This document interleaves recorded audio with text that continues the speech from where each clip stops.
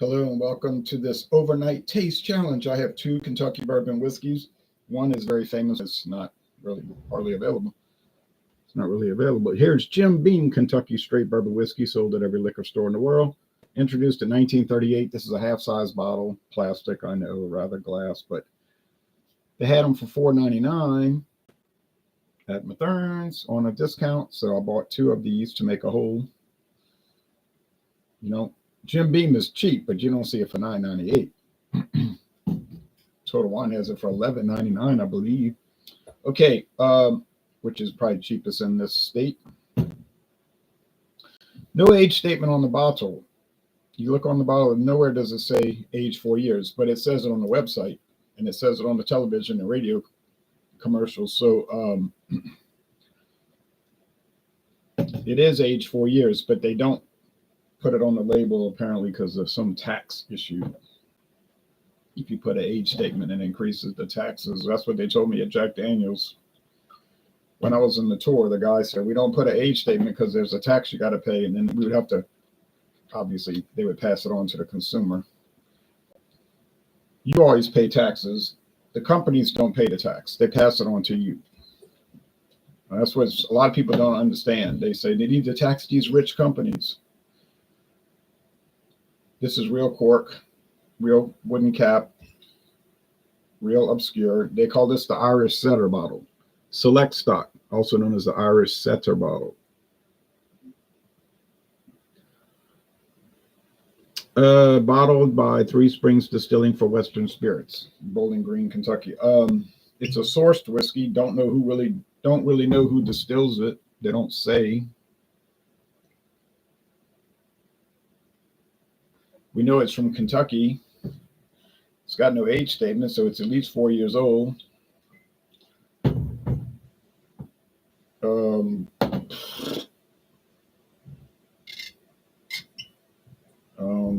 It doesn't say straight bourbon for some odd reason. I don't know why it's not listed as a straight bourbon, but it is not. Even though it's all Kentucky bourbon, and it's at least 4 years old. So that's a mystery, but I can't explain it because I don't have any kind of way to explain it. One is very light, and what is that, the Jim Beam that's light, or is that must be the Jim Beam is darker. So Jim Beam is darker. We'll show you the website for Jim Beam. Like I'm more than one person. I will show you the website. Jim Beam Kentucky Straight Bourbon. World's #1 selling bourbon.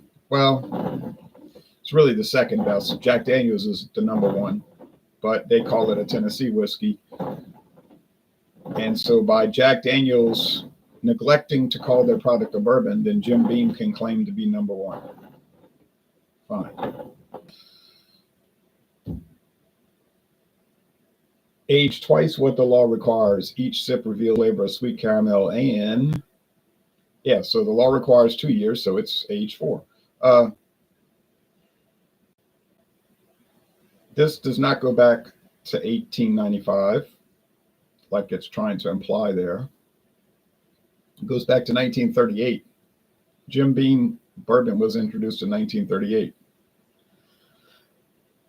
Have had Beam Distilling since 1795. It just, they didn't make a product called Jim Beam Bourbon. It was like Beam Bourbon and other things.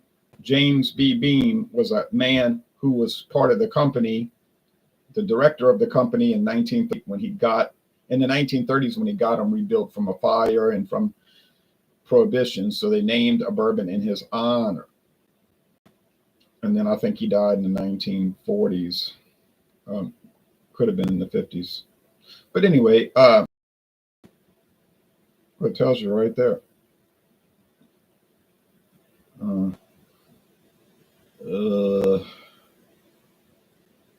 Oh, it's cut off. Oh, well. Sometimes, well, it doesn't matter. Now, what are some other bourbons that they have? They've got the black 7-year. They used to have the black extra age, and before that they had 8 years. I have all three. I've only tried the 8-year.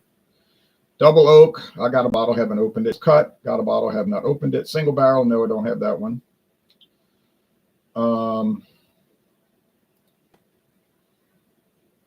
Jim Beam Rye, the new one, which I believe is the old recipe, have it, not opened. Jim Beam Sunshine Blend, have it unopened.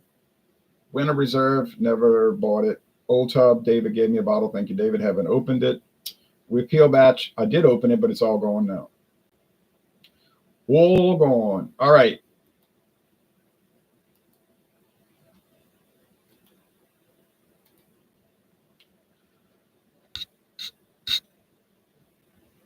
Let me see. James Beam. Jim Beam.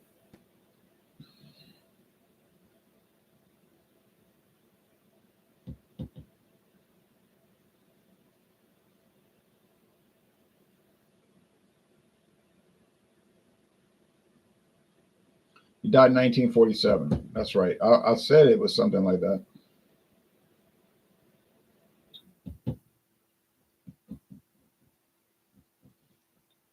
See, I think that's incorrect. In 1943, they changed the name from Old Tub to Jim Beam. But why did they get a? But why would the copyright go back to 1938? Why would you get a copy? Why would you get a trademark? I mean to say, why would you get a trademark in 1938, but you don't use it for 5 years? That doesn't seem to make a lot of sense. What probably really happened was they totally phased out Old Tub in preference of Jim Beam by 1943. Even these companies get their own history screwed up sometimes. I know it sounds crazy, but it is not unusual.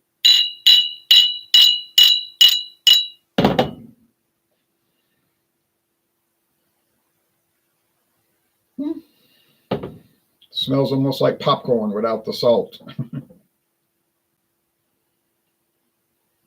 This is a lot fainter in the nose. Now, this could be a tough challenge because the Bird Dog's sort of bland, and Jim Beam isn't exactly known for bursting with flavor and aroma.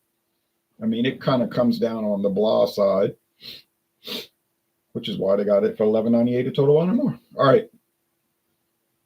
Taste.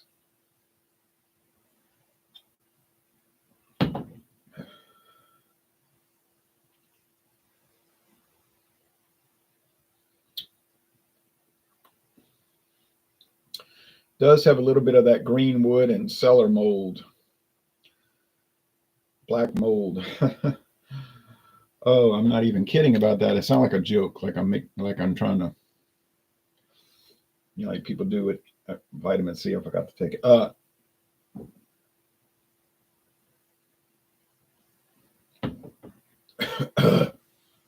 Better with water. No, not trying to make a joke. I just find Jim Beam has that. It's hard to explain. Green wood. The oak barrels are not green, but they do have black mold around those distillery and those aging houses. A complaint filed by people living around there that the black mold was, getting in their sinuses and everything. I think that's overplayed. That's like an industry now, black mold restoration and lawsuits.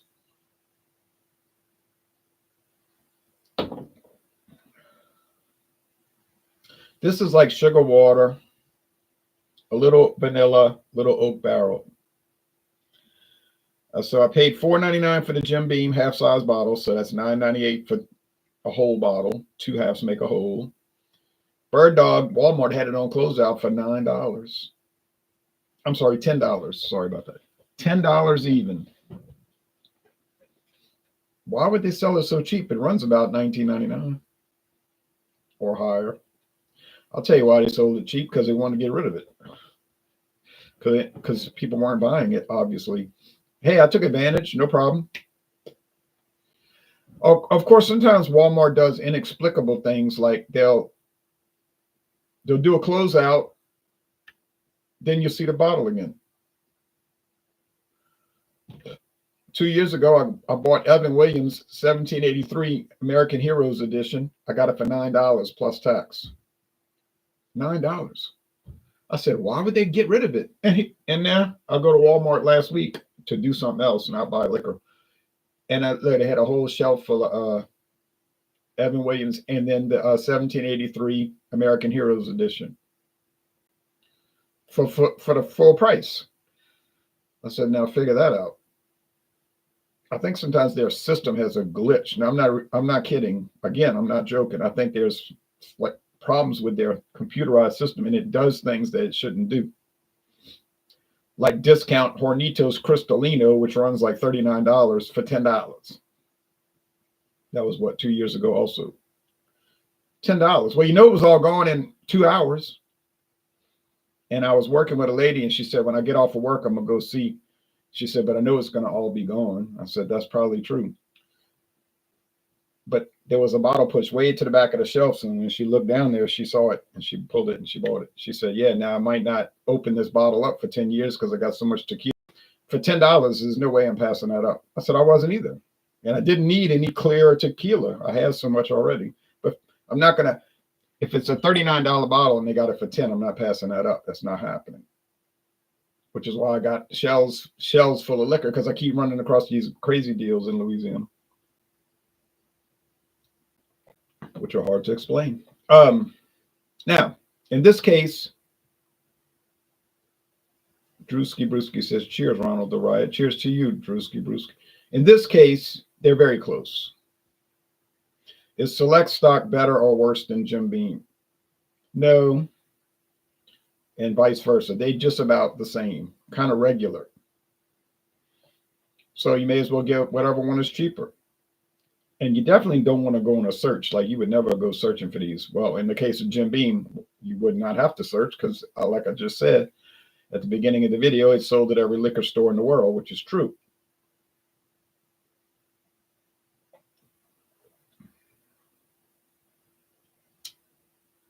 It's better than some people say. Some people dog Jim Beam, talk bad about it. I don't think they know what they're talking about. It's not fabulous, like the greatest thing, but it's certainly really great.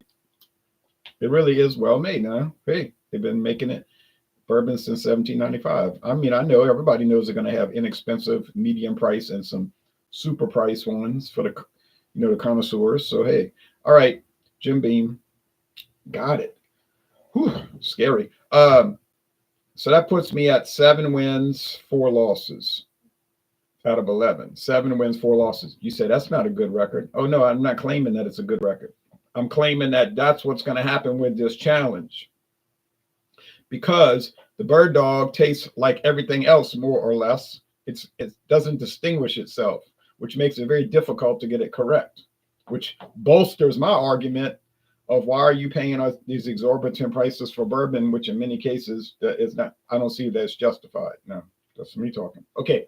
Anyway, so got a victory under my belt, and I'll try to go up to 8 and 4. That would be nice. 8 out of 12. I couldn't really take issue with that.